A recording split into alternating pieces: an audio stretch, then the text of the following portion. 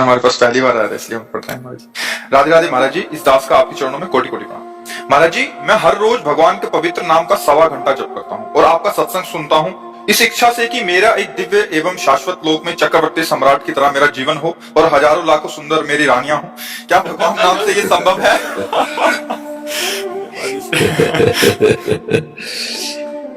राधे राधे भक्तों, श्री परम पूज्य श्री प्रेमानंद जी महाराज जी के दिव्य वचन व सत्संग को सुनने के लिए हमारे चैनल को सब्सक्राइब करें और कमेंट में राधे राधे जरूर लिखें और इस सत्संग को बीच में छोड़कर इस सत्संग का अपमान न करें। जो गुरुदेव भगवान के वाणी व मुख से निकलता है वो हम आप तक पहुंचाने का प्रयास करते हैं। दोस्तों, इन्हीं दिव्य वाणी को सुनने के लिए हमारे चैनल को अभी तुरंत सब्सक्राइब करिए और कमेंट में राधे राधे जरूर लिखिए। राधे राधे। कोई बात नहीं बच्चा, धन्यवाद है। आप मेरे प्रभु से तो जुड़े ना, वो करतुम अकर्तुम अन्यथा करतुम सर्व समर्थ है। देखो, आपको हम अंदर से बता दें, आज भी जो पत्नी पुत्र परिवार आदि के रूप में वो श्री कृष्ण ही है, पक्का समझ लेना। उनके सिवा किसी की सत्ता नहीं। वही जब अंतर ध्यान हो जाते तो हम लोग शरीरों से प्यार नहीं करते। यदि आप ऐसा मानोगे तो अपने आप को हजारों रानियों के रूप में प्रस्तुत करके आपके हृदय में बैठ के स्वयं भोक्ता और स्वयं कर्ता बन करके वो अपने आप से अपने आप में खेलते हैं। आप करो, आराधना करो, और तो अगर वो चाहेंगे तो आपकी इस आकांक्षा को पूर्ण करेंगे, नहीं आकांक्षा को गायब कर देंगे। आपको खुद लगने लगेगा नहीं नहीं मैं बड़ी भूल कर रहा था, प्यारे आपके सिवा मुझे कुछ नहीं चाहिए, बस मैं आपको देखना चाहता हूँ, आपके संग रहना चाहता हूँ। ऐसा भी आ सकता है, क्योंकि अभी कोई तुम सिद्ध भाव वाले थोड़ी हो गए, क्योंकि ये तो पार्थिव भोग विलासिता का भाव है। नहीं, अज्ञान, जिसे अज्ञान कहते हैं, भोग विलासिता का भाव अज्ञान ही तो है ना। तो आप किसी भी, हम धन्यवाद इसीलिए शब्द दिया कि आप प्रभु से जुड़े ना। तो भगवान ने अपने 4 भक्तों को कहा है, आर्थ, अर्थार्थी, जिज्ञासु और ज्ञानी।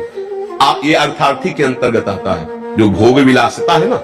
अर्थ आता है संकट निवृत्ति के लिए, और अर्थार्थिक मतलब समस्त भोग विलासिता।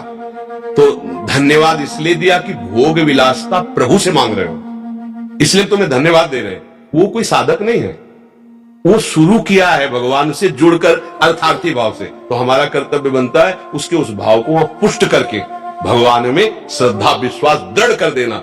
और उनका काम यह है कि जीव के हृदय से वासना का नाश करके उपासना स्थापित कर देना। इसलिए प्रशंसनीय विषय यह है कि भगवान से जुड़े, निंदनीय विषय यह है कि माया की मांग है। अब वो पूर्ण करना चाहेंगे तो ये भी उनके लिए कोई बड़ी बात है। अनंत ब्रह्मांडों की सुंदरियों का सृजन उन्होंने तो किया है, अपने आप से अपने आप में सृजन किया है। तुम 1000 कह रहे हो, 1 करोड़ हो जाए। पढ़ा है भागवत में, एक राजा के 1 करोड़ रानियां थी, जो बाद में वृत्तासुर के रूप में प्रगटे ना, वे चित्रकेतु ऐसे नाम, जिनकी 1 करोड़ रानियां थी। 1 करोड़, साल में 365 दिन होते हैं। कितने वर्ष में जाते होंगे भाई? 365 दिन होते हैं, तो कितनी रानियों से दिन में मिलते होंगे, कब राजकाज करते होंगे? 1 करोड़ रानियां थी। तुम्हारी कितनी चाहे? इनकी है मर्जी हजारों लाखों। नहीं, एक बोलो कि वो हजारों प्लस लाखों, तो फिर हजारों भी चलेगा, लाखों भी चलेगा। भगवान की विभूतियां है। हाँ, भगवान की विभूतियां है। ठीक है, तुम चिंता मत करो, भजन बढ़ाओ। हाँ, भजन बढ़ाते रहो, नाम जप करते रहो, और ये अपनी आशा रखो तुम। हम तुम्हारी आशा को सपोर्ट करते हैं, क्योंकि किसी भी तरह से भगवान से जुड़ना, ये हमारे शास्त्रों का सार है, उसका परम मंगल हो जाता है। जिन्होंने भगवान से वैर किया उनको परम पद मिल गया, जो भगवान को मारने के लिए आए उनको परम पद मिल गया। फिर आप तो श्रद्धा से 1.25 घंटा नाम जप करते हैं और सत्संग सुनते हैं, तो निश्चित क्या पूर्ति करेंगे वो श्री कृष्ण जानेंगे। आपके अंदर शुद्ध जहां ज्ञान हुआ तो ये सब ऐसे लगेगा, ब्रह्मादि के भोग सब विषम लागत ताई, नारायण ब्रज चंद की लगन लगे ही जाए। जो तुम मांग रहे हो ये किसी के पास बहुत होता है, और जब भगवान का रंग चढ़ता है तो ये सब बमन के समान त्याग के चल गए। पूज्य श्री रूप जी, पूज्य श्री सनातन जी, ये एक तरह से राजमंत्री नहीं, राजा ही थे। इन्हीं के अनुशासन में, इन्हीं के आदेश उपदेश से सब काम चलते थे। सारा वैभव त्याग करके भारी कष्ट सहते हुए श्री कृष्ण प्रेम की जो रहनी दिखाई वृंदावन में, अद्भुत रहनी। और क्या कमी थी भोग विलासता की, सब कुछ छोड़कर रघुनाथ दास जी गोस्वामी कितने बड़े घर के सब कुछ त्याग करके, और कैसा जीवन, कैसा जीवन। तो हमारे श्री कृष्ण बड़े लीला बिहारी है, आप नाम जप करो और ऐसे चलते रहो और मांगो उन्हीं से, बस दूसरी की तरफ गंदी दृष्टि से ना देखना, तो फिर वो संभाल लेंगे। वो दे दे या वो आपके भाव को बदल दे, वो या आपको स्वयं को दे दे। एक बार जरा सा आनंद स्फुरित होगा, फिर तुम्ही को कहा जाएगा कि तुम्हें मांगे थे ले लो, तो आप हाथ जोड़कर भगवान से कहोगे कि मेरी गलती को क्षमा करो। पर वो कैसे तुम्हें बताए, वो रो पड़ोगे तुम कि प्रभु मुझसे भूल हो गई, आपको न मांगकर कुछ और मांगा। सच्ची कह रहे, पर हमें अच्छा इसलिए लग रहा है कि आप भगवान से जुड़े। बस मांग तो बहुत ही मतलब फंसाने वाली है।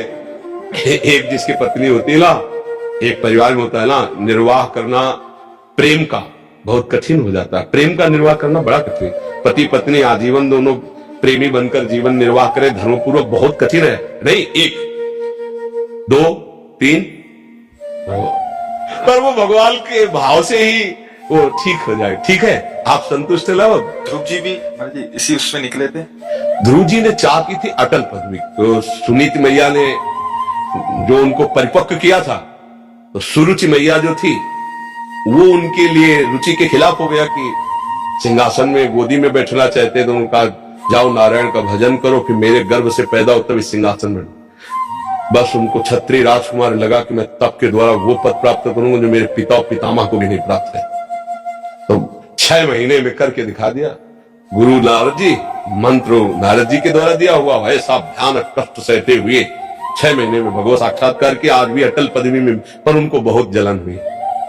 बाद में जब भगवान ने वरदान में तथास्तु कहा, तो भगवान की रूप माधुरी देखी तो उनको हृदय में आग लग गई कि ऐसे भगवान की सेवा न मांगकर, उनका सानिध्य हम ना मांग, हमने अटल पदवी मांगी, इसका मतलब साधुओं का संग नहीं हुआ। इसलिए मेरी बुद्धि इस बात में, अगर प्रेमी जनों का संग होता हुआ तो भगवान का आज मैं सानिध्य मांगता, उनकी सेवा मांगता। धन्य है जो भगवान को मांग लिया।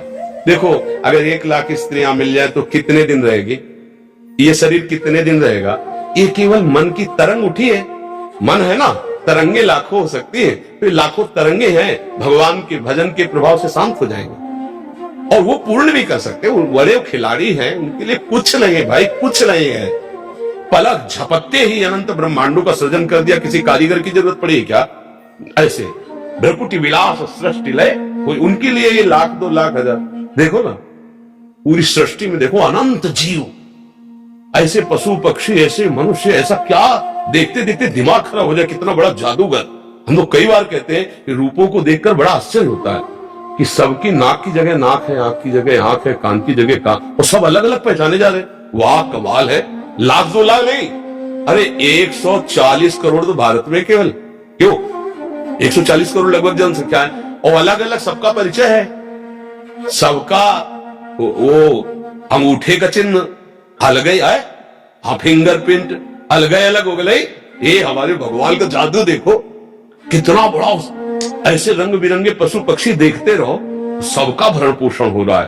तो हमारी कामना की पूर्ति कोई बड़ी बात नहीं है। उलखे लोग चूड़ामणि से बस और नाम बढ़ाते जाओ। और अब ये किसी से कहना नहीं। अर्थार्थी, जिज्ञासु और ज्ञानी, भगवान ने चारों को अपना भक्त माना है।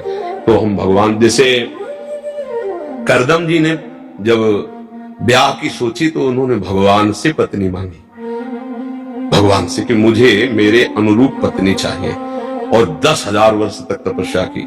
महाराज मनु की पुत्री देहूति जी से, जिनसे भगवान कपिल देव जी का प्रादुर्भाव हुआ, वो इतनी महामहिम, इतनी तो अगर आपकी आकांक्षा है तो मेरे श्री कृष्ण उसकी भी पूर्ति करें। बस डट के भजन करना पड़ेगा।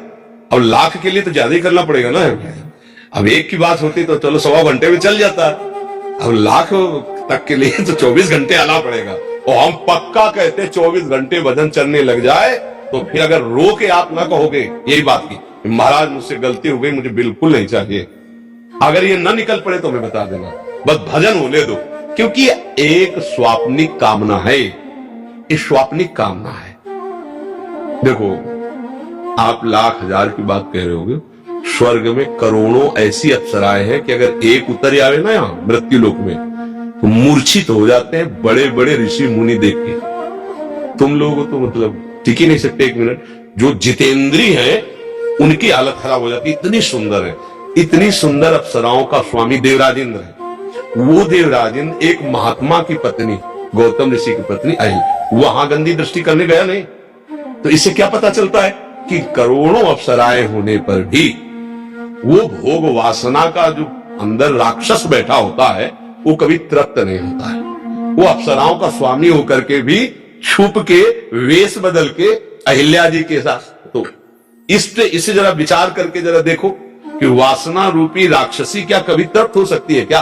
कभी नहीं। मतलब विचार करो, देवराज इंद्र पदवी, करोड़ों अप्सराओं गंधर्वों का स्वामी, और वो एक महात्मा की पत्नी के साथ छुप करके वेश बदल करके वहां गलत भावना।